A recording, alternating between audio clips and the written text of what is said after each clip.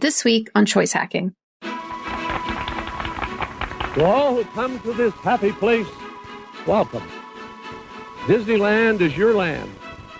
Here age relives fond memories of the past, and here youth may savor the challenge and promise of the future. Disneyland is dedicated to the ideals, the dreams, and the hard facts that have created America, with the hope that it will be a source of joy and inspiration to all the world. Thank you. In 1954, Walt Disney did something a little crazy. A successful filmmaker, he turned his back on the movies and decided to build a theme park.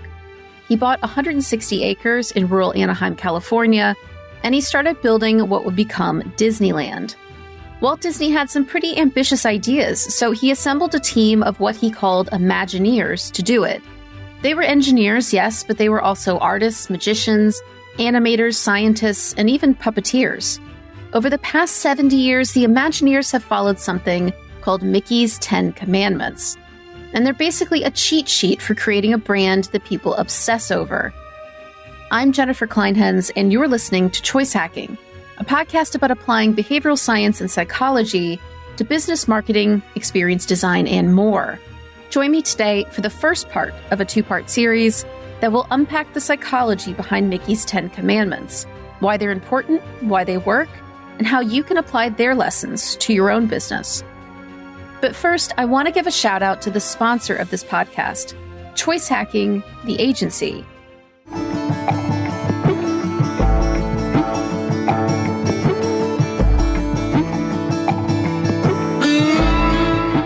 Did you know that Choice Hacking isn't just a podcast? We're also a customer experience consulting firm that can help you fascinate and engage users, drive revenue, and create emotional bonds with your brand that people won't want to break. Choice Hacking clients range from startups just getting kicked off, all the way up to Fortune 100 brands that want to get an edge over their competition with applied psychology and behavioral science. Over their careers, our team has worked with brands like McDonald's, AT&T, Adidas, and Starbucks in markets across the world. And now we're bringing decades of experience to our work at Choice Hacking. Sound interesting? Let's chat. Just visit choicehacking.com/together to learn more. Now, on to the show.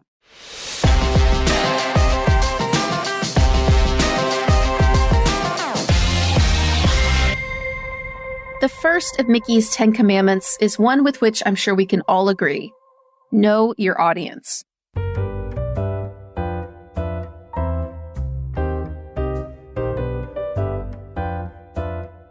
Disney's idea for a theme park was born after a visit to an amusement park with his daughters.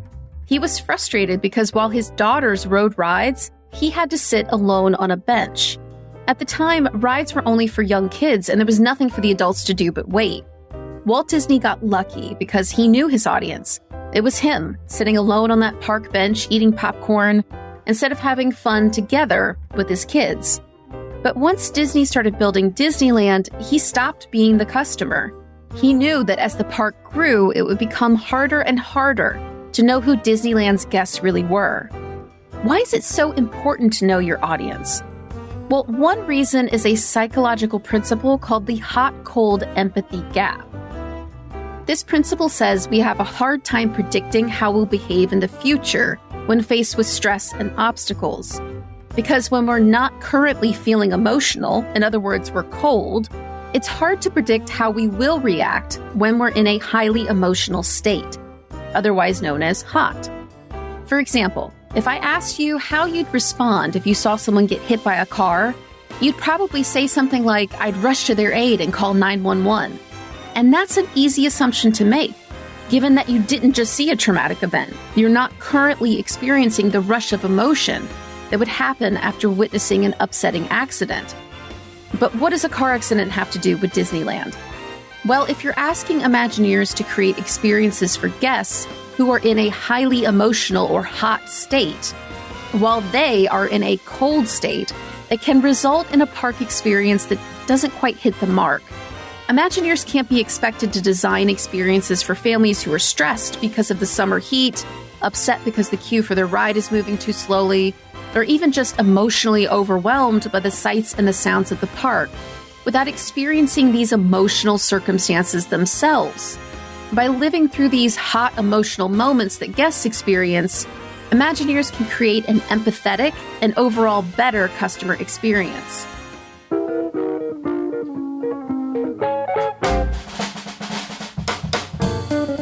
The second of Mickey's 10 Commandments is wear your guests' shoes.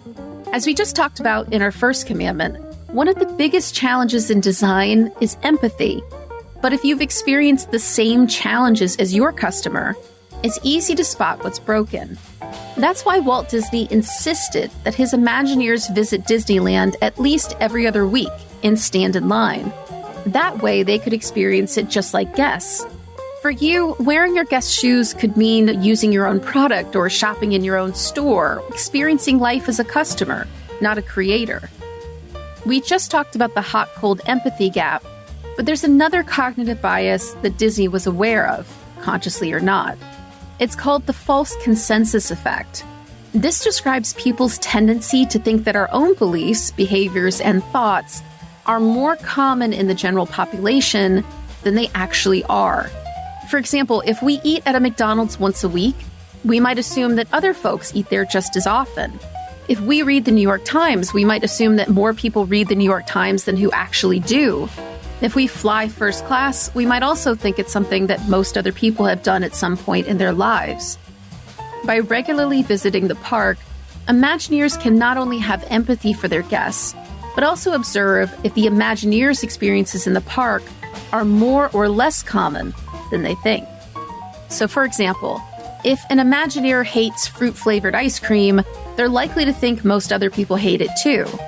But if they observe long snaking lines to buy the famous Disney Dole Whip ice cream, then they have no choice but to rethink their opinion and consider how to make the product more prominent in the park.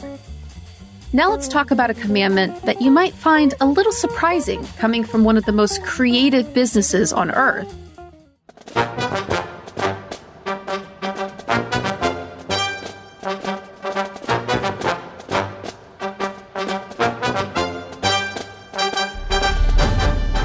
Mickey's third commandment is organize the flow of people and ideas. Walt Disney knew the park experience couldn't just be fun. It also had to be easy to understand. Think about it. How many times do people even visit Disneyland? Do you really think they want to spend the whole time getting lost? Disney knew that organization might feel boring, but that an organized park could actually be more magical because guests could have more fun. In his book, One Little Spark, Imagineer Marty Sklar gave an example of organizing the flow of people and ideas. The Disneyland ride, Indiana Jones, and the Temple of the Forbidden Eye. The line for this ride starts outside, next to the Jungle Cruise, where guests are surrounded by lush plants and ambient jungle sounds.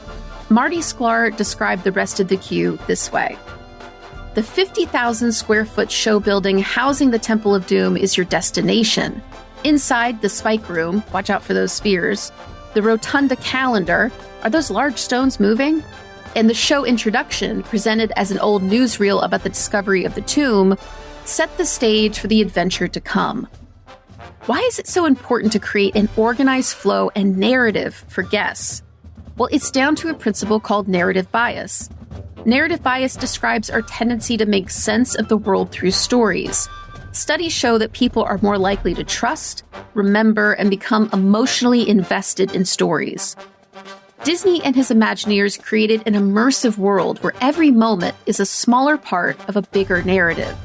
Stories make visitors feel like they're part of the magic. Now, I have to say, this next commandment wins the award for the least expected.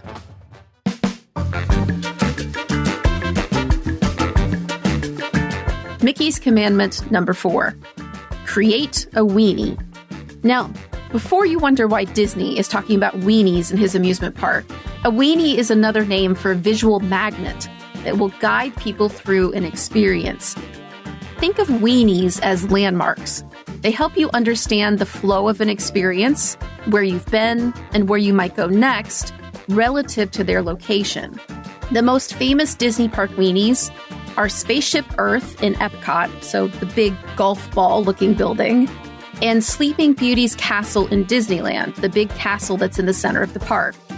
They're both easy to spot no matter where you are in the park, and they help you understand the flow of the experience.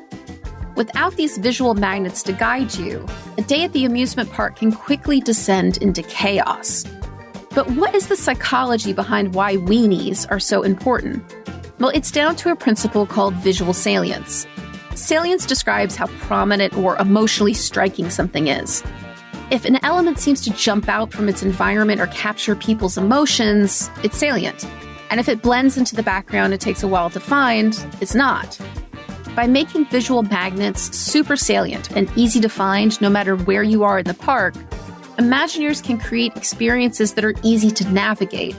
And when the parks feel easy to navigate, they're less stressful and more fun.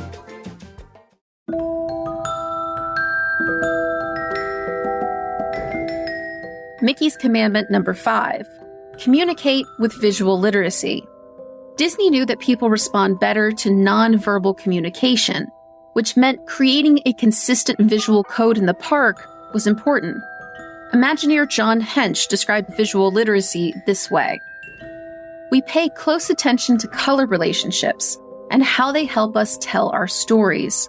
Nothing in a theme park is seen in isolation, so we visualize the buildings in the context of the surrounding pavement, the landscape, the sky with its changing weather. Color assists guests in making decisions because it establishes the identity of each attraction in the park. Disney knows that to be effective communicators who also create an immersive park experience, they have to use all of the nonverbal tools at their disposal: color, shape, form, and texture. But why is it so important to communicate with visual literacy instead of just relying on words and copy to convey meaning? Well, it's down to a psychological principle called the picture superiority effect. This principle says that people remember and understand images better than words. By making Disney parks visually driven, Imagineers keep visitors engaged and immersed. Visual literacy also creates an experience that's accessible to people of almost all ages, languages, and abilities.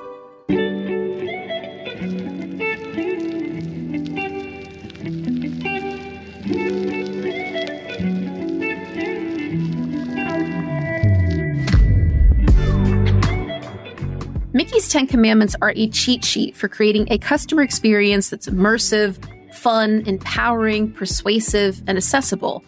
And whether you're designing a digital experience, a retail shop, or even a theme park of your own, there's something to be learned from each principle and the psychology behind it. Stay tuned because next week I'll be sharing the second part of this 2-part series. See you there.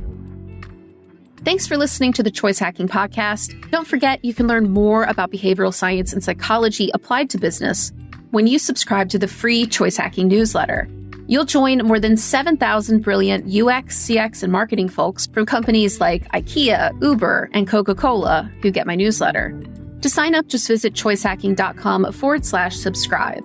That's choicehacking.com/subscribe. Until next time.